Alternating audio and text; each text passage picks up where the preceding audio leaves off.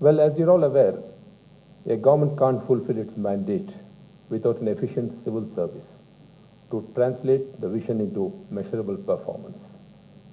At the end of the day, it is the citizens' satisfaction that matters. We are wedded to a democratic form of governance and the rule of law.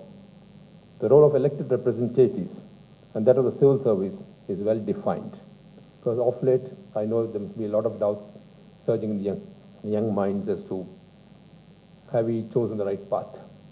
Let me assure you, ladies and gentlemen, you have chosen the right path. And there is no adversarial role between you and anybody else in society. We are all part of the same society, and every one of us is responsible for what is happening or not happening. So shifting blame is something I think we need to avoid. And please remember that you have to go with everybody shoulder to shoulder. And you can never take an adversarial position and win your point. Never attempt it, because every man has a viewpoint. Let's appreciate the viewpoint. Let us convince the other person if your viewpoint is right. But there is no meaning in saying everything is wrong. What the other person does is wrong. Let's go in for a very positive attitude.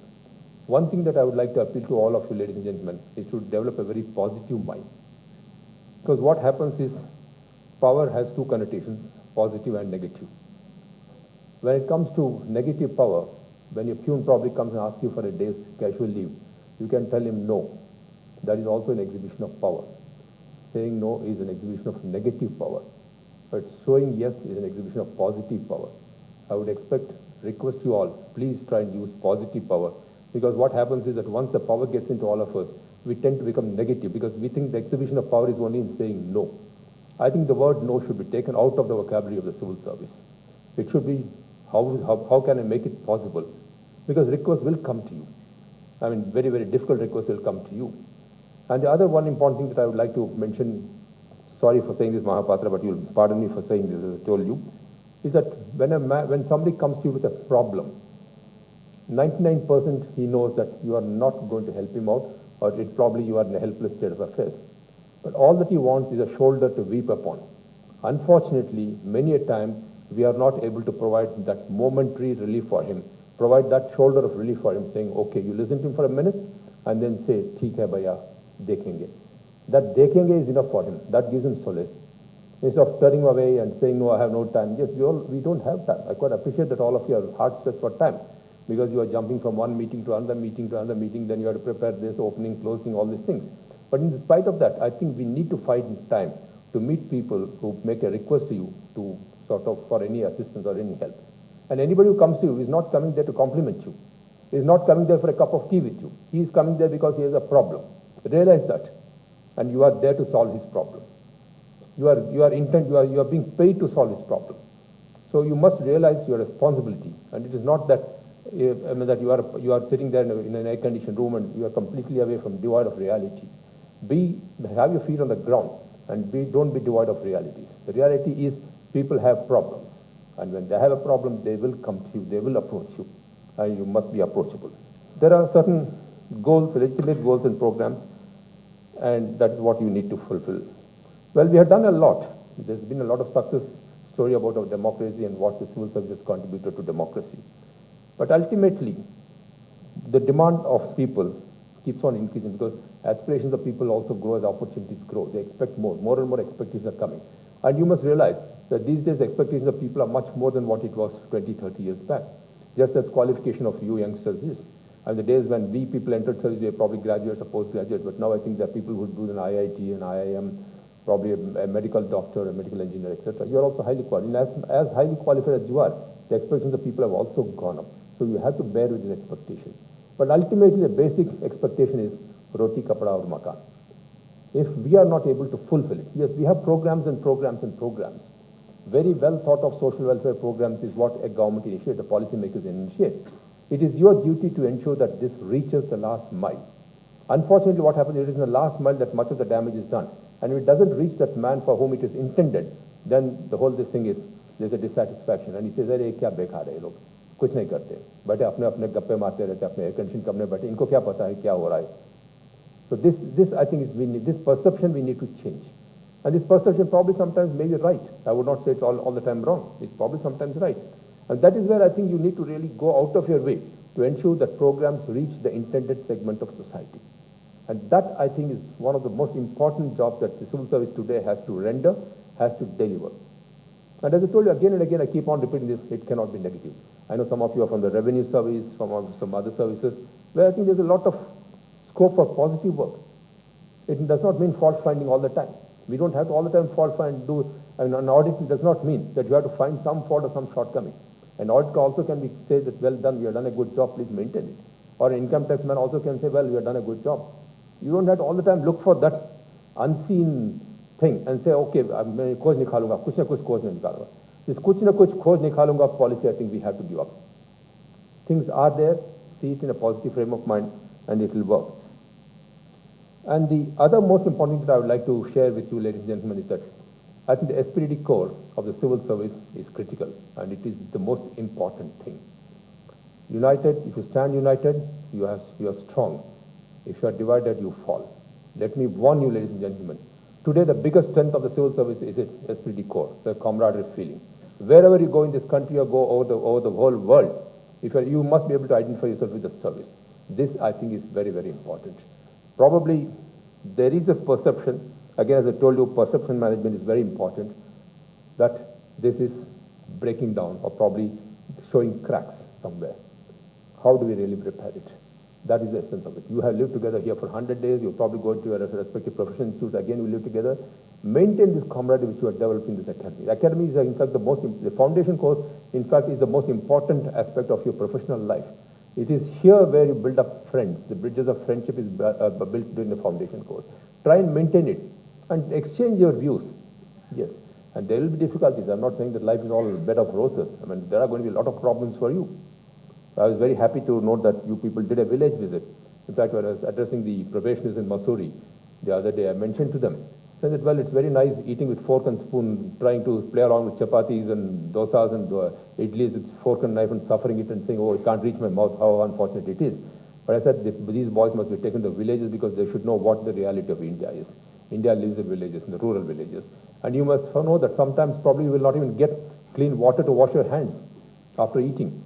Or probably you will have soiled hands which you will have to rub off against your clothes. That is the type of life that you must be tuned to. And that is what you should really learn, that this is what is going to happen to you. It may not always be a lovely academy like this with air-conditioned comfort. Be prepared for that. I mean, what happens many a time is the culture shock that comes when you go out of an academy, beautifully dressed up in button-up coats and all, and you are in the midst of guest lectures, all important people coming and addressing you. And then ultimately you find a chap who is coming in tatters and says, mujhe kuch nahi mil raha hai yahan. खाना नहीं मिल रहा है, चावल नहीं मिल रहा है, गेहूं नहीं मिल रहा है. That is the reality. Be prepared for that. Don't run away from that reality, because that is the reality. And you have been selected for your service, for the service that you're called a service. And I think there are a lot of perks and emoluments that the service is available. Today, I think the civil service are extremely well paid. There is no need for you to look for other avenues of income. Let me make that point very clear. Today, one of the perceptions that we need to change, perceptions, I again underline the word perceptions. It might be imaginary, it might be false, it might be whatever it is that there is a feeling that a certain amount of trust and honesty has taken a beating in the civil services. How do we get over it? We need to get over it. The civil services, I think, today are one of the best paid services in the country. I mean, there's no comparison to any corporate sector or any private sector. I know people from corporate sector are moving into government service. One thing is, of course, the security of tenure. You'll find that even a very ordinary man, a mediocre like me, will rise up to the top and ultimately get some job somewhere, get a retired job somewhere. So there's no dearth of pay, emoluments, and comforts. But beyond that, don't stretch.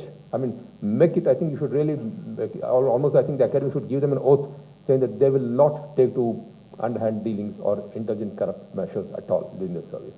I think if even in a batch, if you can really promote this sense of honesty, you have done a great job. Today, I think we need to change this very perception of civil service that corruption is large, rampant among civil service. That nothing happens unless there is some benefit that is conferred on the giver. Kuch to dena padta hai sab. Why should anybody say this? You go anywhere. Start from a railway station, you start from the hospital, you go to a post office, you go anywhere. The normal refrain of a common man is kuch to dena padta hai sir. Nahi to kaam nahi hoga hamara. Sometimes you might find even the peon in your office is a big boss, because if you have to see the sahab, He may not allow you, even if you are willing to come. He may not allow you, saying, and that fellow also will have to be taken care of. I think this is a break which you have to do. You have to break away from this. And you must establish a clean, honest civil service, a transparent civil service. And let me tell you, there is nothing that you can hide in your careers or in your lives, ladies and gentlemen. Your life is an absolutely open book. You may think that nobody knows about it. Everybody in society knows exactly what you are doing at any point of time. Any point of time, everybody knows your activities. So don't think that you can live in a life of secrecy where you will hide your misdeeds or your good deeds. Both your good deeds and your misdeeds, both will be well known, and your good deeds will automatically get publicized, and so also will your ill deeds. So let me tell you, don't ever think that you can hide your activities. We cannot hide your activities, and someday it is going to come out in the open. The other thing is that fairness and efficiency and your commitment towards different sections of society. I think we need to have a sense of commitment, a rare sense of commitment, dedication. That is what the civil service is made of. The steel frame that we always call it. So that steel frame, I think we need to sort of once again strengthen it further, and I think only youngsters like you could really do it. And I think there's a great need for that. Performance. Every other time, of course, you may have your ACRs, and ACRs do not really reflect the correct performance. Your correct performance ultimately will be judged by the society in which you live. Yes, ACRs are required for your promotions. I quite appreciate that. But if you are able to do sort of discharge your responsibility properly, so ACRs will be made automatically. People will make your ACRs. Society will make your ACRs, and your boss will be forced to really go into that. The one most important critical area is the first few years.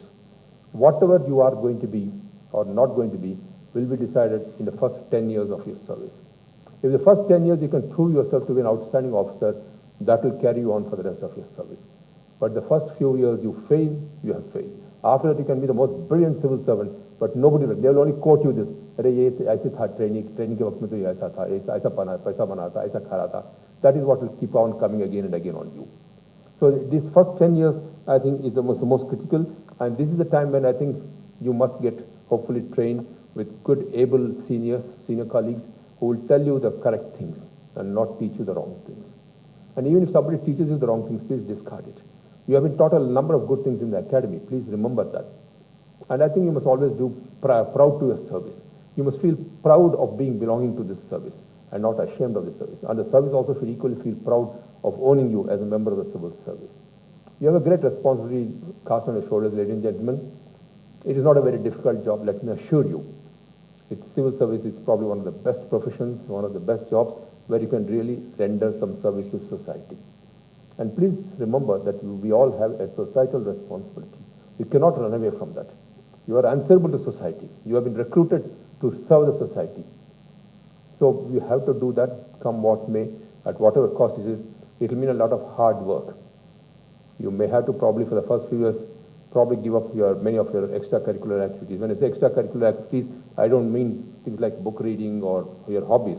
Do have your hobby. It's essential as a sort of breakaway from you. But at the same time, extracurricular activity means you can't be seen as not being available to the common man during a time when you are supposed to be available. Whatever be the time, you are a 24/7 service. It is not, please don't think that you are, these days, unfortunately, even the electronic channels have all gone 24/7. In those days, we used to be told, don't work like Doordarshan channels, 10 to 5 business. You don't be a 10 to 5 Doordarshan civil servant, but be somewhere. But unfortunately, now we have 24/7. I think a civil servant is a 24/7 officer. You should be available any point of the day or night. You cannot say, aaj raat ho gaya, aaj mera chutti hai. It just doesn't happen.